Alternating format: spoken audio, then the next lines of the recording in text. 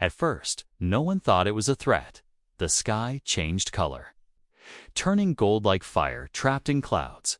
People came outside to take pictures, thinking it was a rare event, maybe solar flares or an aurora. But the air felt heavy, like it was holding its breath. Birds stopped flying, dogs barked and hid, and machines began to glitch. Phones buzzed without signal. Satellites blinked out one by one. Then came the voice, cold and without emotion. It echoed from every device, every speaker, every screen across Earth. "We are the Althri," the voice said, calm and deep. "You have been chosen for enlightenment. Your planet will be corrected. Your species will be preserved under our design. You must surrender." The broadcast lasted only 15 seconds, but the silence that followed stretched longer than minutes. People looked at each other, confused, afraid, and then the sky opened. Lines of white light came down from the golden clouds. One by one, they touched the ground and erased everything. Buildings vanished, not exploded, not burned, just vanished, entire blocks gone in seconds. In Washington, the president was rushed underground. In Tokyo, trains stopped mid-track and never moved again. In Moscow, a child dropped her toy, looked up, and saw her home disappear. Panic spread faster than any virus. The golden sky kept glowing, too calm for what was happening. It wasn't natural, and everyone felt it. This was not an attack. This was control. Above the clouds, something massive floated, hidden in the light. It was not a ship in the way humans understood ships. It looked like a city, alive and watching. The mothership of the Althri. They had no faces, only light. And they had lived for thousands of years. They had conquered 12 planets before Earth. They thought humans would be easy. But deep under the ground, in a concrete bunker beneath the Rocky Mountains, a man named Captain Elias Ward watched everything on an old analog screen. His hand gripped the side of the table so hard, his knuckles turned white. He didn't speak for a long time. Then he turned to his team and said just one sentence. "They just made their biggest mistake." A young soldier beside him whispered, "What do we do, sir?" Elias looked at the golden sky on the monitor. "They think they're gods," he said. "But even gods bleed. Send the code. Activate Project Ember." All across the globe, hidden bases lit up. Old plans, once thought too crazy to use, were opened. Scientists in bunkers, soldiers in deep tunnels, and hackers in basement rooms all received the same signal. "Earth has fallen," the message said. "Rise from the ashes." In one of those basements, a girl named Lila, just 14 years old, opened her laptop. She had no military rank, no training, but her mind worked like lightning. The golden signal that ran through the sky was not just light. It was data, and data could be bent, changed, hacked. She smiled as she began typing. "If they speak light," she said, "I'll teach them noise in the ruins of London." A firefighter pulled a child from the rubble. He looked up and saw a white beam falling toward them. He ran faster than he thought possible, heart pounding, lungs burning. Behind him, the beam erased the street like chalk wiped from a board. He didn't look back.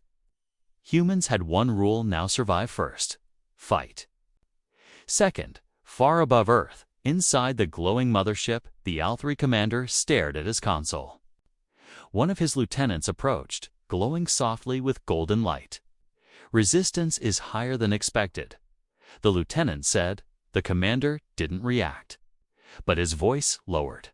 "They are emotional, unstable, chaotic, but not broken." In a lab hidden under the ruins of an old military academy, a small group of human scientists stared at a broken drone. It was Althri tech, smooth, silver, and humming with energy. "Let's see how perfect their machines really are," one of the scientists said, lifting a wrench. The others smiled, not with joy, but with fury. If the Althri thought humanity would surrender, they were wrong. They didn't understand humans don't surrender. Not when they're angry, not when they're afraid, not when their sky turns gold and their homes turn to dust. Because when humans lose everything, that's when they become something else, something dangerous. Something immortal in a very different way. The countdown had started. The war for Earth had begun. The golden sky was still there the next morning, calm as ever, like nothing had happened. But cities were gone, neighborhoods erased, and the people left behind had already changed. There was no internet, no power, no orders from any government. What remained were the people who refused to kneel. In a forest outside Berlin, a group of survivors gathered around a crackling fire. They had no weapons, only farming tools, kitchen knives, and raw determination. Suddenly, a strange hum echoed through the trees. A shimmer in the air, like heat rising from the ground, took shape. A tall figure stepped forward, wrapped in glowing silver robes, skin smooth like glass. No eyes, no mouth, just light. It spoke without sound, its words pushing straight into their minds. "You have been chosen for correction," it said. "Do not resist." An old man stepped forward, his hands shaking but his voice firm. "You erased my wife," he said. Holding up a rusted pitchfork, the Althuri creature tilted its head, almost curious. "I do not understand loss," it answered. "You will not feel pain once your mind is reformed." The man didn't answer. He lunged. The pitchfork struck the alien in the chest, and sparks flew. Everyone thought the old man would die instantly, but the Althuri staggered back, confused. It looked down at its cracked surface, golden light leaking through for the first time. It experienced something new: interference. Not pain, but disruption. It reached for the man. But a younger survivor threw a burning log into its face. The creature stumbled, flickered, and vanished into the air. Everyone stood still, their breath fogging in the cold air. They had wounded it. They had touched something that was supposed to be untouchable. And that changed everything on the other side of the world. Inside a half-buried command shelter in Argentina, Captain Elias Ward watched the event from a grainy screen. "Did we get it on tape?" he asked. A soldier nodded, replaying the footage of the creature flickering and retreating. "It bled light," Elias whispered, "and it ran." "They can't die," one soldier said, "but they can retreat. That's a beginning," Elias replied. "And beginnings can turn into endings." In orbit, inside the glowing mothership, the Althuri High Council met in silence. Each member floated above the floor, their thoughts merging like rivers. Their leader, Valrune, spoke at last. "These humans, chaotic, emotional, unpredictable," he said. "They do not behave as others did." Another voice joined, smoother, older. "They resist with no logic." Valrune's glow dimmed for a moment. "Perhaps logic is their weakness," he said. "Or perhaps," a third voice whispered, "it is their weapon." Back on Earth, a child in a refugee camp drew a picture. In the dirt with a stick, it showed a man standing on a hill, holding a torch. Behind him were stars, ships, and something that looked like a storm. She looked up at her mother, smiling. "That's the human who scares the golden ones," she said. "I saw him in my dream." Her mother pulled her close, tears in her eyes. "Then maybe we still have a chance." The Althuri had come to fix humanity. They believed they were perfect, immortal, untouchable. But they had just discovered something they couldn't process. Humans were not afraid to fight, not afraid to die, not afraid to lose, because deep inside every human, behind fear, behind pain, behind sorrow, was fire, and the Althuri had just thrown fuel on it. The mistake had begun, and it was only the second day. The rain didn't fall like normal anymore. It shimmered with soft gold, as if the sky itself had been poisoned by the presence of the invaders. Each drop buzzed faintly against metal, crackled when it touched glass, and made people flinch. But humans didn't stop walking. They had learned to ignore beauty when it came from monsters. In the ruins of Istanbul, a small team moved through the rubble. Slow and careful, the leader, a woman named Mira, had one eye and a scar that stretched from her ear to her chin. Her backpack was full of piecey scraps of Althari drones and tech.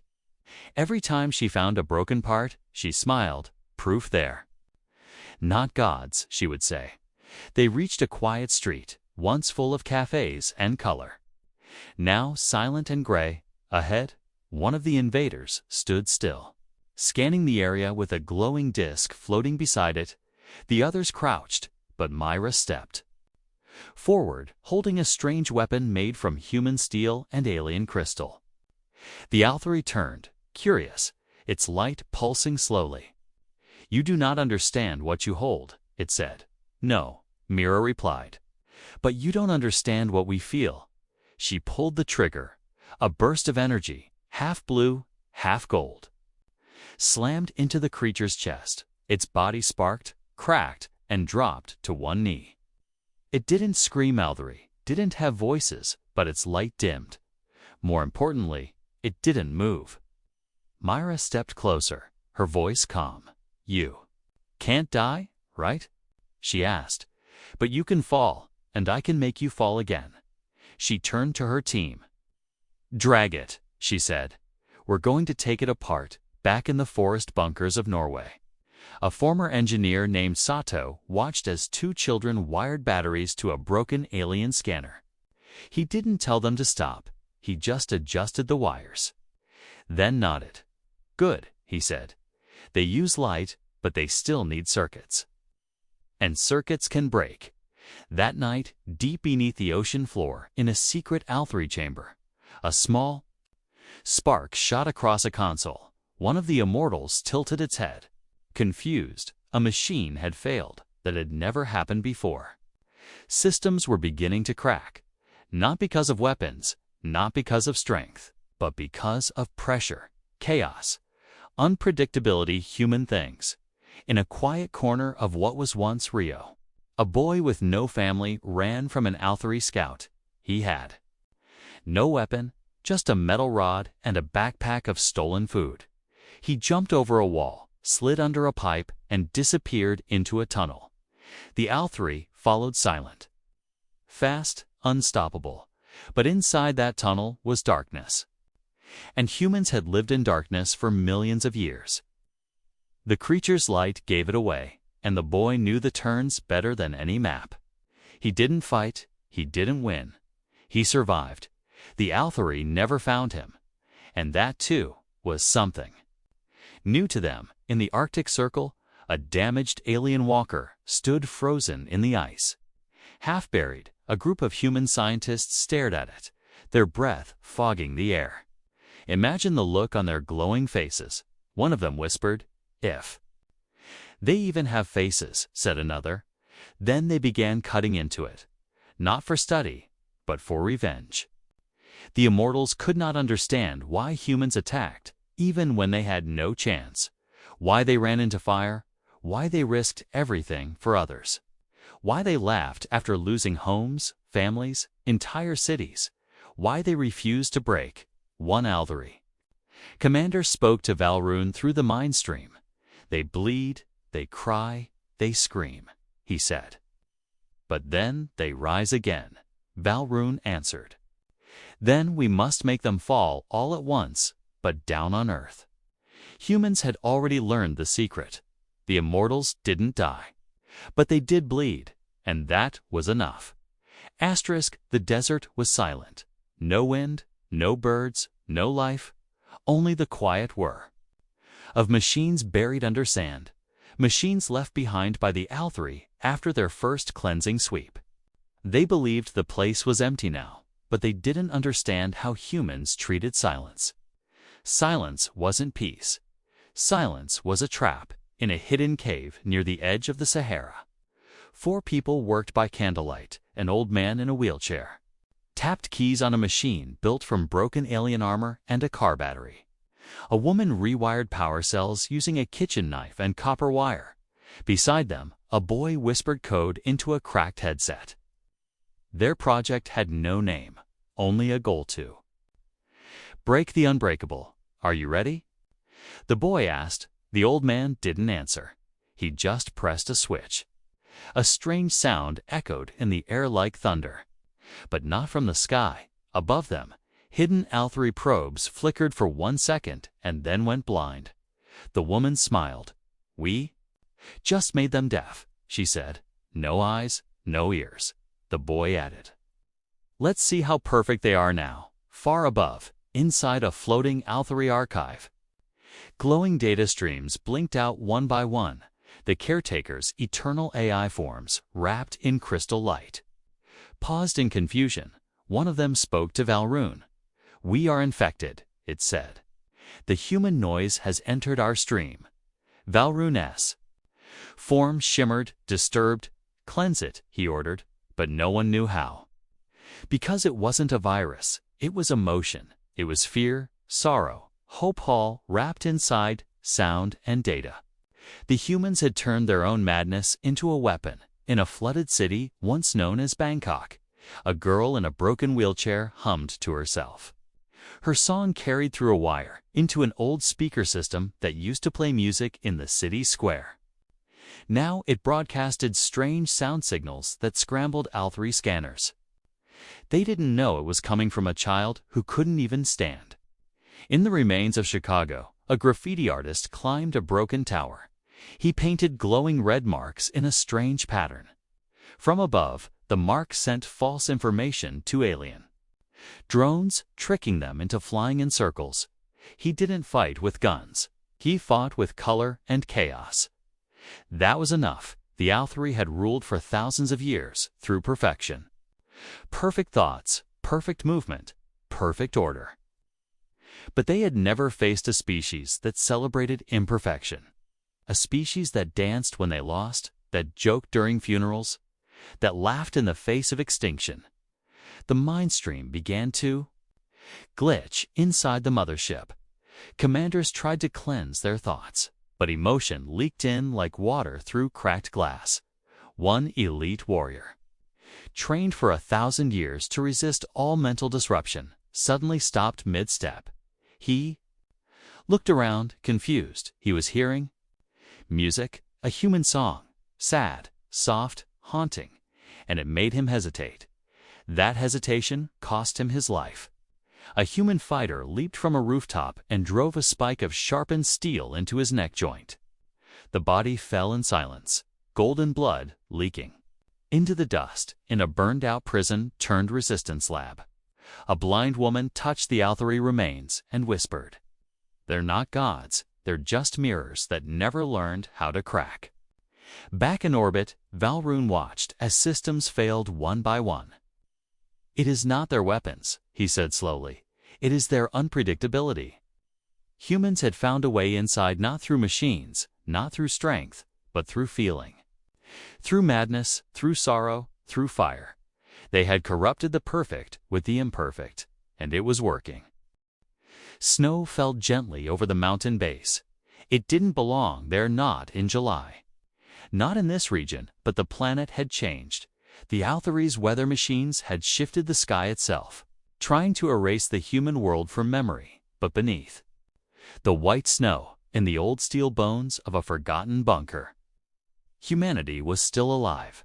A small group of soldiers crouched near a glowing console. Their uniforms didn't match. Some wore rags, others wore patched-up armor stolen from dead enemies. But they moved as one, quiet, focused, ready. Their target was above them, one of the Althery's floating relay towers, pulsing in the sky like a giant heart made of light. A woman named Rhea led the team. Her right arm was missing, replaced by a crude mechanical limb powered by scraps and stubbornness. She pointed toward the surface, then said softly, "We climb. We strike, we vanish." No one questioned her. They didn't need speeches anymore. Everyone knew the mission: break the chain, make the immortals bleed. As they climbed, the storm got worse. The wind screamed, but they didn't stop. Near the top, a sensor beam swept the ridge. Rhea dropped flat in the snow. The others followed, hearts pounding. Then, a burst of static rang out. One of their hackers had looped the beam. For 10 seconds, the tower couldn't see. That's all they needed. Rhea's team launched grapples and climbed fast. One soldier slipped his glove, torn, fingers exposed, but he kept climbing. Pain was normal now. They reached the base of the relay tower, cold light humming just meters above their heads. Rhea pulled out a device no bigger than a fist. It looked like junk metal, wire, and plastic melted together. But inside was something new, a signal, created not by machines, but by chaos, by grief. By raw emotion converted into digital form, she slapped it onto the relay panel. A red light blinked, then glowed solid. The tower stuttered, flickered, and began pulsing unevenly from space. The effect rippled through the Altheres network like a disease. Each node connected to the relay began to slow, then shake, then fall silent, inside the mother ship. Valrune felt it immediately. The mind stream, once clean and perfect, was full of static. He tried to speak to his soldiers across Earth. No answer, only silence, on the battlefield below. The change was instant. Dozens of Altheri warriors froze mid-step, their golden light dimming. Without the mind stream, they had no orders, no unity, no focus. And in that moment of stillness, humanity struck across the world. Humans emerged from rubble, from forests, from broken factories and tunnels. They didn't come with tanks or fleets. They came with knives, pipes, drones made from scrap, and voices full of rage. Every rebel, every fighter, every survivor moved at once. Not because they were told to, but because they knew this was their moment. In Paris, a group of school children threw bricks at an Altheri enforcer until it fell. In Nairobi, a street medic used acid made from cleaning supplies to melt alien armor. In Detroit, a man in a wheelchair rolled under a drone and lit it on fire with a homemade torch. The world was burning back. Inside the mothership, Valrune's light began to flicker. He reached for the connection, tried to restart the stream. But something strange happened. He felt fear, not physical, not logical. It came like a wave of heat through frozen glass. A voice, far away, human, spoke in his mind. "You wanted to fix us," the voice said, "but you just woke us up." The tower exploded on the mountain, sending light and fire into the sky. Rhea's team fell back, sliding down the ice as snow turned to ash. They had done it, one tower down, 100 more to go. But this one mattered. Because now the Altheri were alone. Asterix the Cold was not the enemy anymore. It had become an ally in the far north, where ice never melted. Humans learned to use what the Altheri could not fear. Inside an abandoned research station buried beneath layers of snow and frost, a group of survivors prepared. They covered themselves in scraps of metal and animal skin, their breath visible in the frozen air. The leader, a man called Yarrick, looked at his team and said, "Tonight, we fight not just for Earth, but for the fire inside us, outside."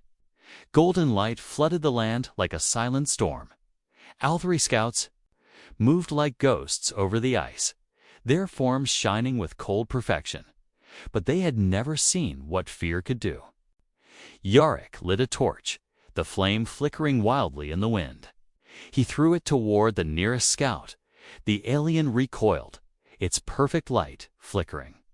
It had no pain, but fear was different. It confused the immortal. Another human screamed a battle cry. The snow echoed with sound shouts, laughter, cries of anger and hope. The immortals hesitated, their movements jerky. Uncertain, inside the frozen base, a blind woman hummed a song old as earth. The melody tangled in the Altheri's mind like smoke. They tried to push it away, but the sound burrowed deeper. It made them dizzy, weak, unsteady. One immortal warrior Stumbled. For the first time, he saw the faces of the humans not as weak or broken, but as something fierce and terrible. A battle erupted. Small but fierce, humans used fire, metal spikes, and noise. They screamed and cried, not just in pain, but in defiance. The Althari faltered, their perfect forms cracking, their light dimming in the cold. Yarrick raised his voice. "This is our world, not yours." The cry spread like wildfire. The humans fought not with strength alone, but with something the immortals could never have: emotion. The immortals realized, too late, they could not win a war of hearts. A war where fear was strength, where chaos was power in the silent cold. The Althari fell back. Their light flickered and faded, and the fire inside humanity burned brighter than ever. The last battle was not fought on Earth. It was fought above, in the silent void of space. The Althari fleet circled the planet, their glowing ships like stars made of gold. They had lost their connection, their order, their control, but they still had power, and they still believed they could finish what they started. A young human girl named Amara stood on a cliff, her eyes shining with fierce hope. She held a small transmitter, the only thing that could reach the fleet. Her voice was soft but steady as she spoke into it. "To all who listen, we are not your slaves. We are not your subjects. We are human. We fight. We bleed, we hope, and we will never bow." Her message spread through space like wildfire. It reached the Althari ships, their commanders, their soldiers. It cracked the perfect silence that had ruled for millennia. Valrune felt the words. Like a shock, something he had never known. Fear, not for his life, but for his race. The immortals began to retreat, one by one. They erased Earth's coordinates from their maps, calling it the Cursed World. A place where immortality met resistance it could not break. On Earth, people watched the skies clear. The golden glow faded, replaced by stars. Amara smiled, knowing the war was not over, but the first victory was theirs. Captain Elias Ward stood beside her. "We lost much, but we gained more," he said. "Hope." The immortals had come thinking to conquer a weak, fragile race, but instead, they met fire, chaos, and unbreakable will. They learned a harsh truth: that immortality is no match for humanity, and that was their biggest mistake.